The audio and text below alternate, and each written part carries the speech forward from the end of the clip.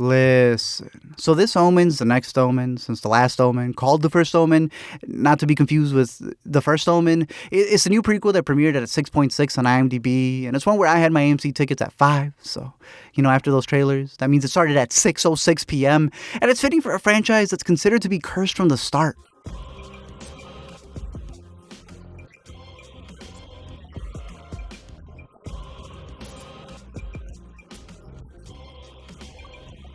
Ralph Ineson was there was some strange things, like he was attacked by a dog the day before our rehearsal. We were waiting for him, and then somebody called and said he's in the hospital. I was like, oh my God, please tell me that dog wasn't a Rottweiler.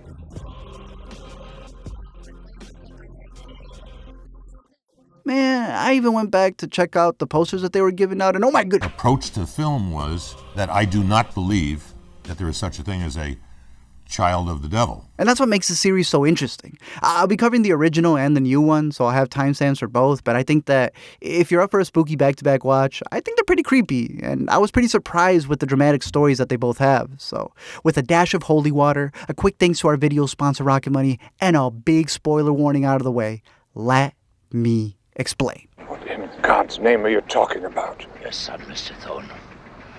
The son of the devil. So previously on the Omen series, they released 4 movies, a TV show, and now they're restarting from the beginning by adding first to the title, like a lot of prequels have been doing. There was also a remake that goes beat for beat off the original that isn't better, but I think does have some of its own creepy shots that have stuck with me, like that one with him on the swing, or completely normal scenes, like when he was playing hide and seek at the park by himself. Did I scare you, Mommy? I didn't mean to. But the 1976 original is like the new Halloween, where you just know they're going to be branching off a bunch of timelines whenever they want to restart it. And it was that classic that was directed by Richard Donner, before he did Superman and The Goonies and all the other movies that weren't demented, that ended up becoming a staple. It won the Oscar for its score that might actually have evil hidden within its chants. And of course was even based off of a script that adapted that New York Times bestseller. So if you've never seen The Omen before, you've probably heard that it's a movie about a boy who's going to be the Antichrist. You've probably heard about that. But when you saw the movie in 1976, you didn't exactly know that.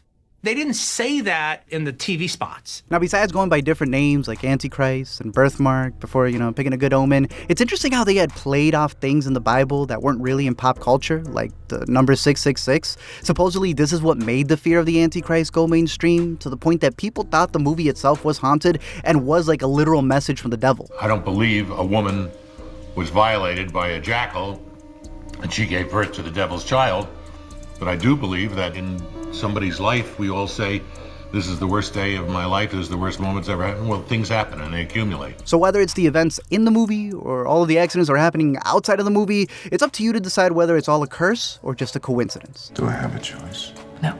Didn't think so. So the movie begins in Italy, where a pregnant couple goes into labor, and the father, Robert, gets met by Father Spilletto with some good news. Is she all right?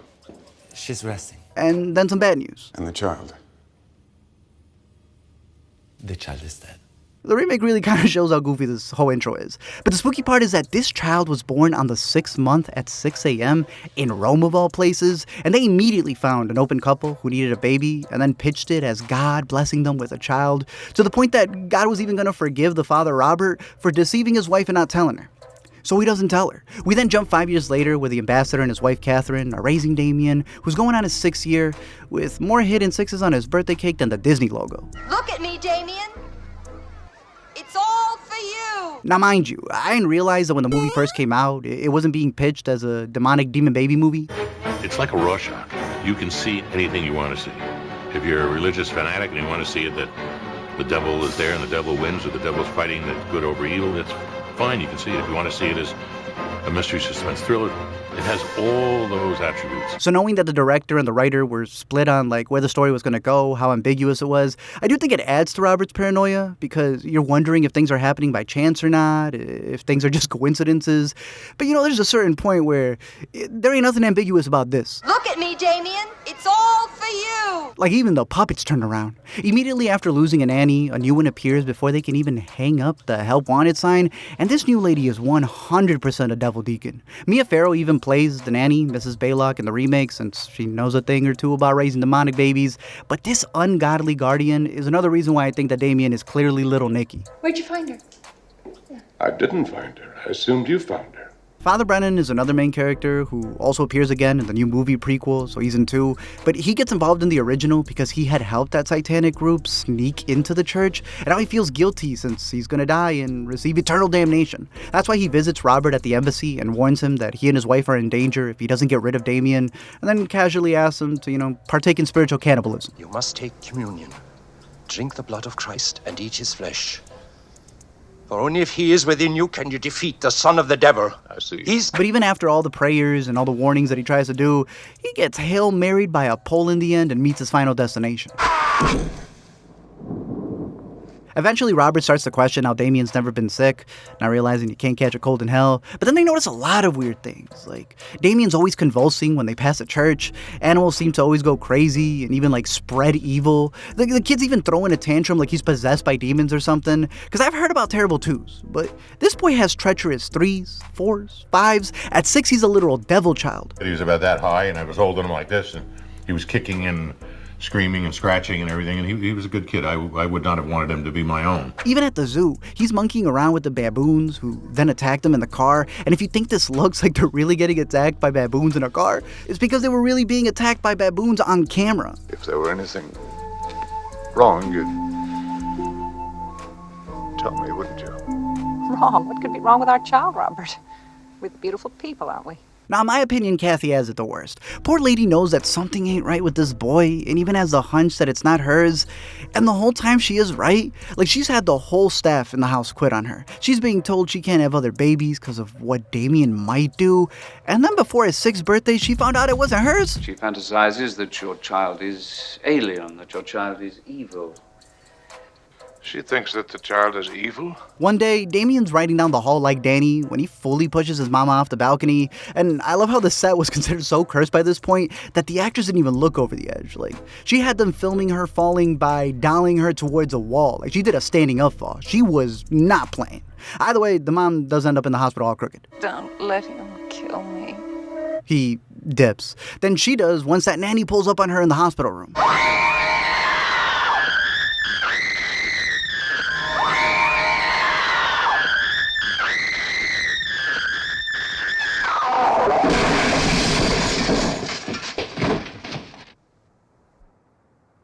During her short hospital stay, Bob's traveling overseas with a photographer who you've seen all movie take behind-the-scenes pictures of the cast, but he's also slowly pieced the story together. He goes to Rome with Robert to scope out the original hospital, but it's been burnt down to the ground. So they then get rerouted to a church that's also been burned down to the ground. But that then leads them to Priest Voldemort, who's actually the original father, Spalletti, who split the babies at the beginning, and he knows that the cemetery will give them the answers that they need. Once they get there, Robert finds his real son's grave and the bones, and then the mother who really gave birth to Damien, an animal jackal. At this point, I don't even know what's keeping us in reality, even by coincidence. So the devil's child will rise from the world of politics. So here's where the revelations of revelations really start to reveal themselves, because the idea of this satanic cult sneaking in through the church in order to get the baby into the hands of a political family, that's been their whole goal in order for the child of the devil to be raised into power. They then go to a third country in order to find peace, since they've been told that in order to end this evil, they'll have to kill it with these super duper special knives. Obviously, they split heads on whether they should do this or not, with the photographer being completely pro-omen stabbing. So when he goes to collect them, he goes from taking headshots in the movie to getting his head caught right between a blade. And for the record, I like both takes on this, even the one in the remake, since they both leave good headroom. But the original did get followed by that curse. John Richardson, our special effects man, he had a beautiful girlfriend. He was driving and had a head-on accident and beheaded this girl. And John is the one that he invented the beheading of our picture. And so his girl was beheaded, and then he woke up and he saw Liège, 6.6 kilometers. That was frightening. Robert's final act after losing his wife is to kill his kid with a knife before losing his life, and he legit kidnaps his own child once he finds that mark of the beast. He then drives to the nearest church to sacrifice this boy faster than Abraham did Isaac. Please, Daddy, no. No, Daddy, no. It's even crazier when you read up that Gregory Peck had just lost his son prior to filming, and then having to think of like what headspace he was in to do this scene. It's pretty wild. This man got pushed to the point that he forgot he had police on him at all times as a politician, and then still went through with it. Even for this day, an ending like this still holds up. If you go in with formula, you come out with formula. In the end, they bury both of Damien's foster parents as he gives an iconic smirk to the camera, continuing his rise to power, as it shows him at the funeral with his new guardians, the President of the United States. See, now I get why they baptized them so young. Damien, Omen 2. The first time was only a warning. Obviously, with the success of that movie, it spawned a bunch of sequels because it turned out it rescued the studio. Fox was running out of money for film production. They had a really bad year. The Omen paid for it. Even had them transition in the O's and the sixes. So for a quick recap, in The Omen 2, we see an older Damien who doesn't know his powers, but he's in military school, realizing eventually that he is the Antichrist and has to live up to his destiny as the Lisan al-Gaib. In The Omen 3, he's now a corporate CEO with his own secret disciples, kind of like Jared Leto, but he's also about to turn 33 just like Jesus, who has his second coming up, and he's trying to stop him by bringing back another Passover, killing all the firstborns. Finally, in The Omen 4, Damien has a daughter that no one knew about. And that movie's so terrible, I wish people still didn't. But in between that movie run, they also had a TV pilot that went wrong. I hated it. I don't like to talk about it. And in hindsight, it was the biggest mistake I made in television. Mercifully, NBC only aired the pilot once. Eventually, they did do another series, and it was a Lifetime show that was based off the Son of Satan. But in the end, all those installments, they don't even really matter, because this new movie has now baptized the franchise and restarted the timelines so that Disney can keep the movie rights. We had all these things happen. Are they omens? Because is there something bigger? I say no, it's just incredible coincidence. There are those that would like to think about it and that it's something more. And when the publicity department at Fox got their hands on it, we all said, yes, it's The Omen because we're selling our movie. So it seems like everything nowadays is a subscription service and there's like no way out of it, especially when it comes to streaming services, because they're always increasing their prices, but they're never increasing that catalog. And that's why I want to give a big thanks to this video sponsor, Rocket Money. It's the app used by over 5 million members to help save more and manage your money better, making it the all-in-one finance platform for the future. Today, it helps you sift through all of your reoccurring charges so that you can manage your spending, and for me that really helps when it comes to all of the updates that streamers are rolling out all the time, because not only do they raise the prices, but now there's extra fees for no ads or the 4K quality you already had like a couple of months ago, and all those tiny charges add up. But with Rocket Money, they do a really neat thing where it not only detects all of the subscriptions for you, but you can even cancel through the app so you're not clicking through a dozen buttons on their website or wasting time calling the customer service. Like, these guys have saved more money canceling streamers than some streamers have made their whole lifetime. The app also lets you set budgets to fit your lifestyle. You can monitor your spending by category if you're a visual person. You can even set up a smart savings deposit, but they also do this cool thing where they could help lower your bills by scanning through your services like internet and cable to help you get that best deal. So if you're interested, head over to rocketmoney.com/letmeexplain or click the link in the description to get started for free and unlock more features with premium. The prophecy has begun. The first omen. Now this one surprised me. I thought they had some pretty decent marketing with those trailers that could be played backwards, showing you secret dialogue that was in reverse. It's one of those horrors that I can actually say in all honesty showed me stuff on the big screen, some creepy images that I've never seen. I thought it had some great direction, some beautiful shots, and it had some incredible lighting. When a person starts talking about the lighting, that they were like really invested in that. And they even said that they had these 35mm versions that were out there screening. So, this movie team is about that. They had that neat 70s throwback trailer that looked cool, but then you watch the movie and it's shot like it's in the 70s in HD. They're doing these crazy zoom shots. They have these sexy exteriors of Italy, and I think all the effort that they put in shows. And, shocker, when you're making a movie about the Antichrist, churches are not going to be very hospitable to you. So, imagine our surprise. We get there and you can basically extend either arm out and touch a beautiful, gorgeous church. None of them wanted anything to do with us. Mm-hmm. We had to go to deconsecrated churches about an hour and a half outside of Rome. So we basically had to get as far away from kind of the influence of the Catholic Church and the Vatican as possible. So to me, it is worth the theater experience if it piques your interest, because personally, I'd catch it in Dolby not even for the scares, just for Ineson's voice. My name is Father Brennan. I apologize for startling you. Please, sit with me. But even though I think it's a solid horror movie and it does get my recommendation, man, the worst part may actually be that it's connected to a franchise. Let me explain. So the movie begins with Father Brennan getting the LME from Father Lannister, who's admitting that part of the church has been running these creepy breeding rituals in order to birth the Antichrist. So of course that's left them feeling guilty and with a lot on their mind. If they live that long. Me chiami Margaret. We then cut to Rome 1971, where Sister Margaret from Massachusetts has moved to Italy and meets up with Bill Nighy, the religious guy. When the original one came out in 1976, if it had an impact on you, if you saw it. No, I never saw it. I've never seen any of the Omens. It was not, don't look at me like that. I've never. I was wearing holy socks. Everything I was wearing was blessed by was sanctioned by the church. I went to the Vatican tailor. I was measured and dressed by the Vatican tailors. Yeah, would have made my grandmother very happy. And I don't really get it that you pay money to be traumatized, or you go to a place, you make an appointment with fear, and you turn up at a certain time knowing that they're going to frighten the hell out of you. It's not really my thing, but... It's also of note that the movie also takes place during the years of Latin Italy, and that's when pretty violent protests were going on. And a lot of it is against the church, since they are the main authority in the city to this day. But the flip here is that it's not a satanic cult like the original that, snuck into the church to birth the devil's son.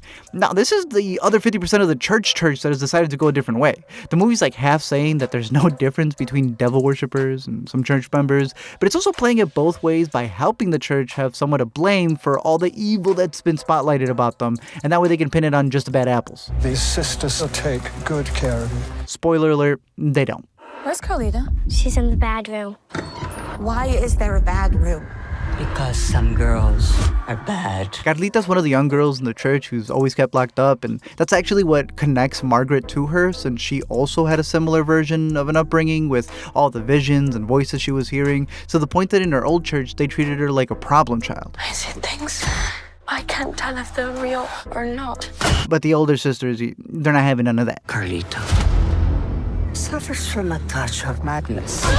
They're always sedating her and strapping her down in the bad room, and it makes me wonder what Margaret went through back in her place and what she suppressed from that. I tried to run away, but it didn't fix the feeling. I need to talk to you about something. Because even in her prayers, she's reciting how grateful she should be for being a human being and assuring herself that it's good to be alive. You're a very beautiful girl, Margareta. And you have to understand that about yourself. If only to know what it means to give it up. We then meet Luz, who's her smoking nun roommate that all these movies tend to have, and the one who convinces her to live a little. They then go clubbing, where she meets a dude named Paolo, as one does in Italy. After blacking out on the dance floor, she wakes up to this crazy shot of her hair that's easily a highlight of the movie and a shot of the year for me, but she also notices that she's sweatier than a Gatorade commercial, and all Luz has to say is that it'll be their dirty little secret. It's about the girl, Skiana.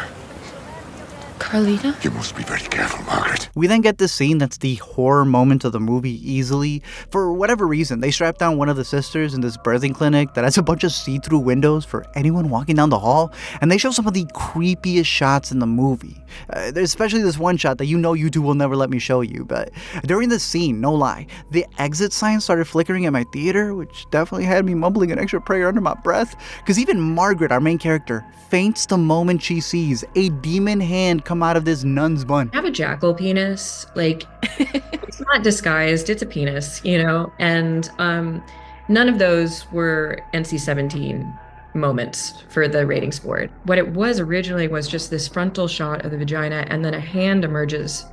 And what we slowly discovered was that it wasn't the hand emerging from the vagina that the board found offensive. It was the moment before when we were just showing the vagina. So, naked woman bad, demon hand coming out of naked woman good?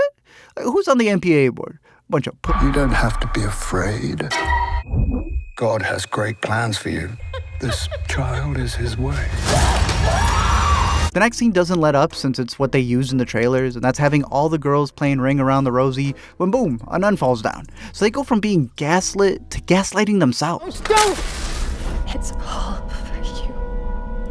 The sad thing is that Angelica, who does this, she's kind of a victim too. Like, from the moment you meet her, you can tell that something's a little bit off, and it's almost like she's grown up, but she's still a child on the inside. That's why one of the last things she does is wave goodbye to her friends, and it just kind of shows that there's this pattern going on in the church. Has anyone ever done anything to you? When I connected to the nanny scene from the original, who also says and does the same thing, it does make me wonder if it's now like taking the angle of her continuing this step as another disciple, because it does seem like all these rituals are a part of the church's plans, and they've kind of made everyone their pawn. The things we do aren't always pleasant, but they are in the name of God. Again, one of the big switches that they make is flipping the Satanists infiltrating the church like Hydra did, and instead it being the church itself that's working with the devil. There are two churches. One follows God, and the other follows something else. So now you have two churches, the evil one that's messing with children, and then the other one from this movie. Obviously, religion has a lot of power in the real world, and when you look at this series, they've gone global, especially in the remake. Like, they showed you the Vatican bringing out the big guns and showing how they knew about 9/11, Katrina, Challenger, like every tragedy that's ever happened, because they're like the secret society of secret societies. Thinking about the devil being a tool for human beings who are trying to use him in a way to get more control. And it really, like, we were thinking about terror being spiritualized, and the ways people use terror as a weapon against people. And that was really what we were focused on. So the twist from this prequel is that it was the church's plan to birth the Antichrist in order to scare people back to the church. It's like those people that expose Beyonce by having to listen to each and every single track and album multiple times, to reveal the truth. It's realizing that your biggest hater is your biggest fan. That's why it's so interesting to see the church use the disco scene that they're like completely against, because that shows that they're willing to compromise to spread their message. They're sneaking into things they don't like just to up their numbers. A true wolf in sheep's clothing. Because even in today's world, you don't push your side anymore. You have to show how much worse the other side is. And if it made people read the Bible, then they sold a lot more bodies, the Bibles, and got a lot more bodies into churches, and that's their mission, I would assume. And so maybe we did a little good for them. They did a good box office, let's put it that way. The church really said, thank God for the devil. After a freak out at the museum, the main nun notices Margot losing it, but that's exactly how they want her. So she then pushes it even further by telling her that her vows have been postponed. So between the vintage clothes that they got all these little kids stuck in, the forced face licking that's going around, and all the other creepiness, it's clear these nuns are controlling every part of these girls' lives from birth, to the point that, the bad room actually feels like the safest room. All of these people have this purpose for this one person, and this one person is completely unaware of it. And it's almost like you've been farmed, like you've been cattled and raised for one specific reason, and to have your entire life be dictated by that. And your entire life has been dictated by something that you are completely unaware of. Eventually, she finds Paolo, who starts to run away when he sees her, but before he can swipe left, he gets swiped right as a truck pins him. Now look, to me, this whole scene is both sad and super hilarious, because for one, that truck was driving towards a wall. She then goes to talk to his top half while the man is T-boned, and this truck has just decided to park there, like it's just pinning him. And for whatever reason, she summons the strength to deadlift him. And I mean, emphasis on the dead. Honestly, it felt like a scene out of a scary movie. How's it going? Oh, I'm dying, Tom. Don't talk like that. The truck barely hit you. From there, she goes back to pray and starts to snoop around. So when her friend Luz takes her vows, she's sneaking into the dungeon and smuggles files out that eventually, after some Scooby-Dooing, end up in the hands of Brennan. I believe the girl is to be the mother. Mother of what? What is super disturbing is that you find out that the numbers that are on these files aren't the ages, but the number of attempts for this ritual. Turns out a lot of them didn't make it. And there are others, like Carlita, who have the mark, but the big twist is it's also on Margaret's forehead. Which, did this girl never have a migraine? Did she just never touch her head? If it wasn't bad enough finding out that you're now part omen and your daddy's a devil, it gets even worse when the evil church's plan is to have Satan mate with its own offspring. That means they're gonna make her have sex with her goat daddy to give birth to a son sibling? And then it turns out the ritual already happened on that disco night. Turns out all of it has been a long con, with everyone at the church being involved since she was a baby, and they had it planned all along that they were going to bring her back to Italy in order to birth Damien. But it's 2024, so the moment this Catholic nun finds out she's pregnant in 1971, she wants an abortion ASAP. So on the way to the planned Protestants, she ends up getting into a brutal accident where she somehow survives. I think nothing's scarier than real life, you know? And I think the realer something is, the more it's going to infiltrate your mind, body, and soul, and the harder it's going to be to shake it. And then immediately goes through 9 months of pregnancy in 9 minutes. There is a scene in this where it's very reminiscent of possession. Yes, and I'm wondering if that was in absolutely. conversation or Yes. just happened. It was, okay. Absolutely. Fantastic. Yes, that was our main reference for that piece, for that moment. And how was that presented to you? Like, just watch this scene? Do you know possession? Like, Me and Karsh just watched, she just sent me the clip of the scene on YouTube and just was like, something along these lines. And that was all the preparation we sort of did for the whole thing, genuinely, truly. It is crazy, though, that in one she's having a miscarriage, and then in the other she's like birthing a demon. After speedrunning her birth, the Catholic Adjustment Bureau pulls up on them and takes her away to their dungeon where the entire cast and crew is just like watching. That's where they perform a full C-section on her while no eyes are wide shut, revealing a set of twins. And at that point, you see that the main nun, Sylvia, kind of reveals that she was her mother who went through this already. Like, she had no problem setting her up, which gets to the themes of this movie, being that demonic possession, it's not consensual. The twins end up being one boy and one girl that come out in this sack, but it's crazy how the moment they reveal the boy to be Damien, the original theme plays full blast. It's like the Rocky theme in Creed, but for like Hasatan. It proves that it deserved the Oscar because it was the perfect score for this moment. We see it's got the whole cult celebrating a job well done, but then for whatever reason, they give Damien back to Margot, who's planning a late-term abortion. But first, she stabs Bill, causing Luce to immediately stab her, leaving the cult to then leave them as they head out burning the dungeon with Margaret, the female baby, and the locked-up jackal there to die. And while this ending leaves me with like a dozen more questions, my main one is, why was Carlita right next door to their super duper secret ritual room? Girl literally walks in and escapes to the next sequel through the back. Sometimes the devil is a man, sometimes a woman, and sometimes only a mindless power. From here, they connected to the original, with them showing you a picture of Gregory Peck, setting up what is going to be the events of the first movie where he receives Damien, but things have changed. Like, for one, they've switched the jackal from being the mother to the father, which is different to what they had in the original cemetery scene. But that makes you question, how did the church, how were they milking a spawn of Satan in their basement? And if their goal was to create evil, didn't they already have it locked up in their basement? And then you're just gonna burn it when all of the experiments you were doing, like a lot of them are coming out wrong. So I don't know, it seems like it makes sense why their numbers were dwindling. They were kind of dumb. Girl is to be the mother. I'm gonna keep you safe. In the end, we get an after-credit scene that happens like well before the credits, where Margaret, Carlita, and the female baby have escaped to the snowy woods to live happily ever after. Until they can't. That's when Brendan finds them years later to warn them that the events of the OG movie are about to start and the church is going to come hunt them down, leaving the devil's daughter stuck in Satan's spin-offs. Because I guess you can't spell women without omen. Thank you all for checking out this video.